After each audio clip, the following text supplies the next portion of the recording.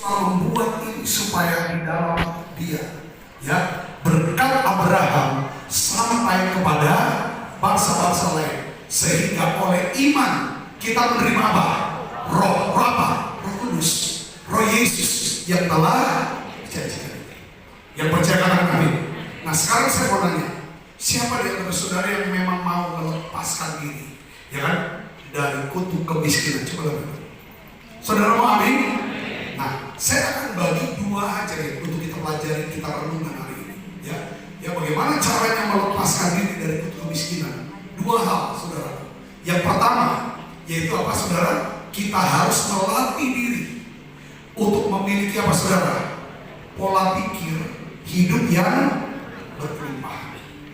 Ya, kita harus punya pola pikir. Kalau kita mau punya pola pikir hidup berkelimpahan, kita belajar dulu, cari tahu dulu apa sih yang namanya tanda-tanda, ya, seseorang hidup di bawah kutuk kemiskinan.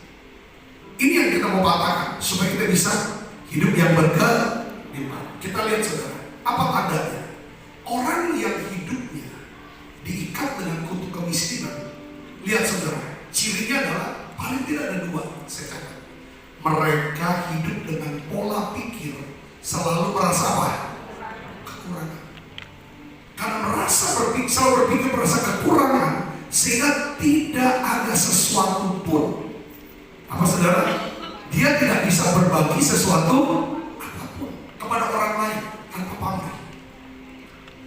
Tidak ada yang gratis, saudara, ya kan? Harus ada imbalannya. Itu apa? Itu namanya orang yang hidup dalam kutuk kemiskinan. Tidak bisa dipakai Tuhan, tidak bisa dipakai Tuhan. Kalau pelayanan harus ada pamrih, ada imbalan, saudara. Nah ini yang kedua adalah apa? Mereka selalu menuntut, ya, untuk mendapatkan apa? Sesuatu. Bukan cuma sekedar mendapat sesuatu, dia ingin dapat lebih banyak dari yang lain. Ya, menuntut untuk mendapat apa? Prioritas, perhatian yang lebih dari yang lain. Ini dia. Saya berdoa ini harus dipatahkan dalam hidup kita. Katakan amin. Ya.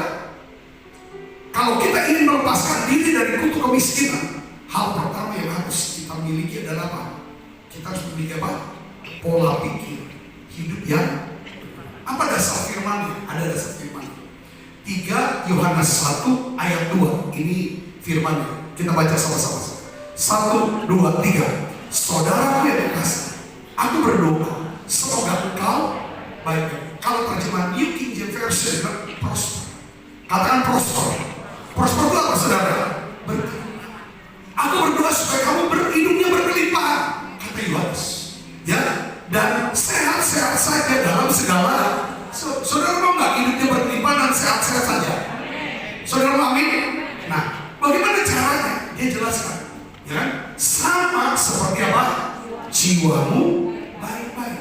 Ya, disebutkan kata baik-baik ini adalah prosperous, berkelimpahan. Artinya apa, saudara?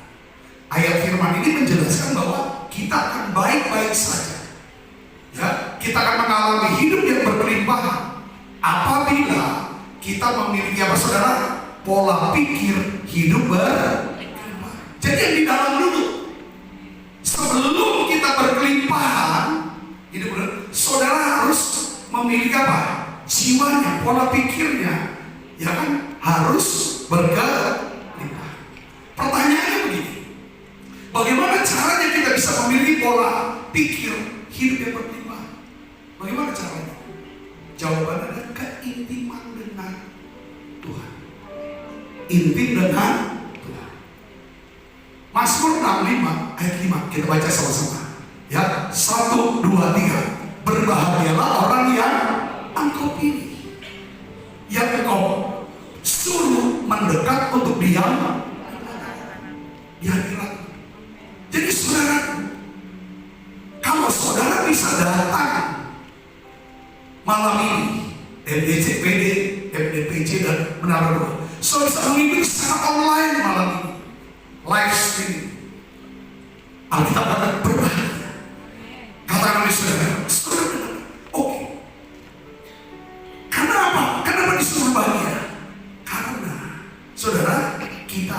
menjadi apa? Kenyang. Katakan menjadi kenyang. Dengan segala yang baik di rumahmu, di baikmu ya. Jadi pola pikir hidup berkelimpahan itu timbul dari apa? Rasa kenyang. Saudara dan saya nggak akan pernah bisa hidup berkelimpahan kalau kita tidak memiliki rasa kenyang. Kenyang dari apa? Kebaikan Tuhan. Kenyang dari kebaikan. Kita nggak pernah lupa akan kebaikan Tuhan. Kebaikan Tuhan yang terbesar dalam hidup kita adalah apa? Dosa kita diampuni. Kita diselamatkan. Nasib kita diangkat. Yang berkata penyakit kita disembuhkan. Saudara, harus. Saudara, jadi kita tidak akan pernah bisa punya pola pikir hidup berkelimpahan sampai kita punya rasanya. Saya kasih contoh lagi. Seringkali kalau saya mau berangkat naik pesawat, seringkali perut saya sudah kenyang. Karena biasanya makan dulu. Tetapi di pesawat, kadang-kadang kalau naik pesawat tertentu ada yang enggak dikasih makan, ada yang dikasih makan. Saya kasih makan, udah kenyang. Makanan ini tetap kami ambil. Karena jatah saya nggak makan. Karena saya udah kenyang, pasti ada punya rasa kenyang, pasti punya rasa cukup. Kalau punya rasa cukup aku nggak makan lagi. Makanan ini saya nggak akan makan. Saya bawa. Kadang-kadang turun dari airport, saya biasanya ke WC. Di WC pada cleaning service. Biasa WC, inilah kita kasih. Saya kasih makanan itu. Kadang saya tambah sedikit dengan uang. Ini uang buat makan siang, ini tambahannya tadi makan dari pesawat. Kamu makan. Itu namanya pola pikir hidup kita bisa punya pola hidup berapa nih? Aku tuh kenyang kok, udah kenyang, udah puas, udah cukup. Lalu berpikir yang ada untuk dibagi ke orang yang lapar. Saudara-saudara, ini salah satu cara untuk mematahkan kutuk kemiskinan. Dan ini nggak mungkin bisa. Kita nggak pernah bisa kenyang kalau saudara saya tidak intim dengan Tuhan. Keintiman dengan Tuhan membukakan pikiran kita.